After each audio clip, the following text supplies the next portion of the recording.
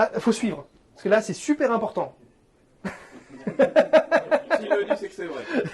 Ah, tout ce que je dis est vrai. Sauf quand c'est ma femme qui parle.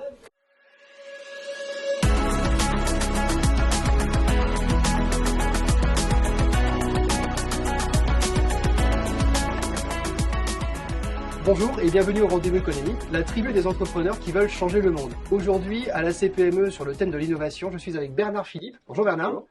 Et nous allons parler d'un quelque chose un petit peu spécifique. Nous allons parler aujourd'hui du CPME Digital Boost. CPME. Est-ce que c'est toujours le CPME Digital Boost d'ailleurs? En fait, non. Il va changer de nom, mais ça, c'est une première. Le logo n'est même pas finalisé. C'est une avant-première. En fait, on a changé de nom parce qu'on s'est aperçu que quelque part, dans l'événement, on s'adressait surtout à l'innovation. Et puis, qu'elle soit digitale ou pas, c'était un détail de l'histoire. Donc, on s'est dit, on va plutôt aller vers l'innovation. Du coup, on change le nom, on enlève digital. Et on s'est dit, alors, on a brainstormé, on a une équipe marketing formidable, c'est-à-dire les membres de la commission, qui ont trouvé un nouveau nom qui s'appelle le Shaker, parce que ça permet de remuer les méninges. Voilà, au shaker et pas à la cuillère, comme dirait James Bond, parce que c'est meilleur comme ça, de toute façon, c'est lui qui le dit. Aujourd'hui, donc, on a décidé de passer sur un nouveau format, parce que je dis on, parce que je suis aussi partie prenante dans ce nom, et au niveau de la commission de la CPME, et on a décidé de changer de nom parce qu'on va changer un peu de format. Alors, quelles sont les différences entre l'ancien et le nouveau, entre le CPME Digital Boost et le CPME Shaker? Alors, déjà, ça ne sera pas forcément autour du digital, ça c'est quand même un petit changement.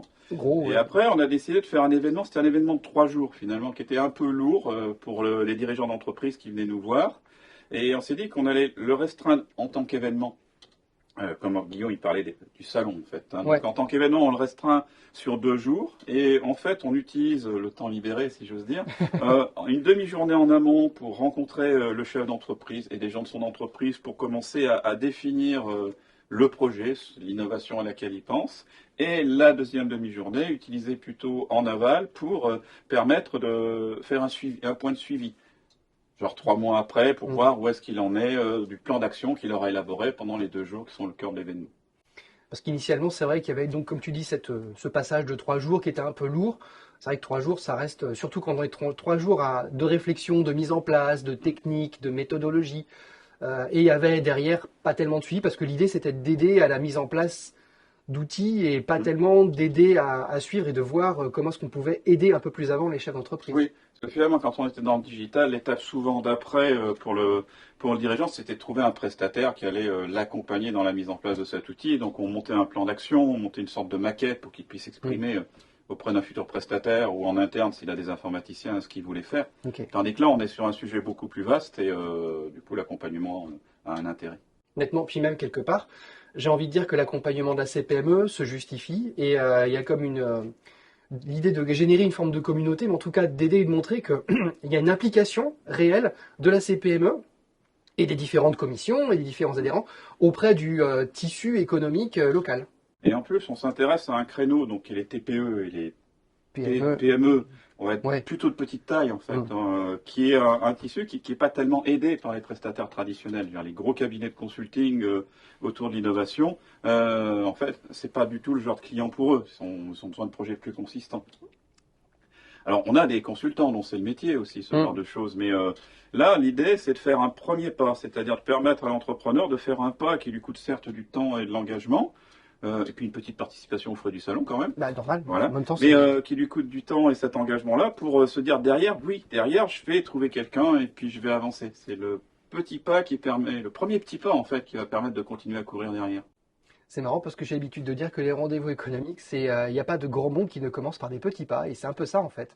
Aider les entreprises à faire un grand bond vers leur futur, à travers l'innovation et à travers le shaker. Donc. Tout à fait. Et quand est-ce que ça a lieu le shaker? Alors ça a lieu en novembre. J'adore, je dis ça alors que je suis au courant. Ouais, et alors, tu sais pas? Ah non, vas-y.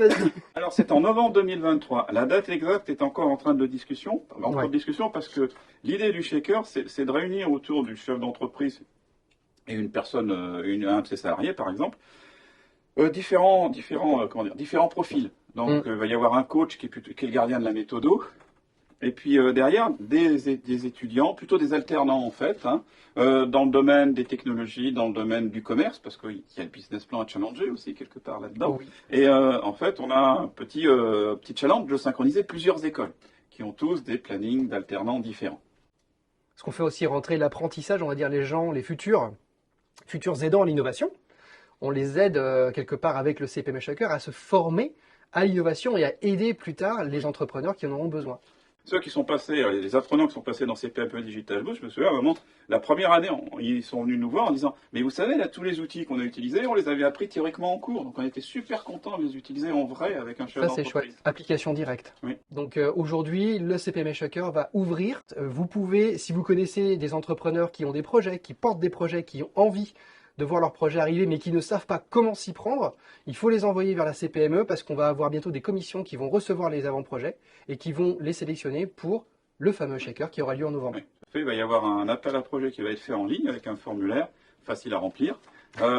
Évidemment, qui sera diffusé sur les réseaux sociaux. Donc, si vous le voyez passer, n'hésitez pas à les liker.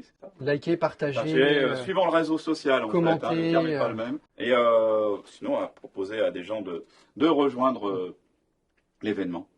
Voilà, nous remercions d'abord Philippe aussi, qui a bien voulu pour TikTok faire une petite danse pour présenter le CPME Hacker. Merci beaucoup à lui. Merci Philippe, merci à tous.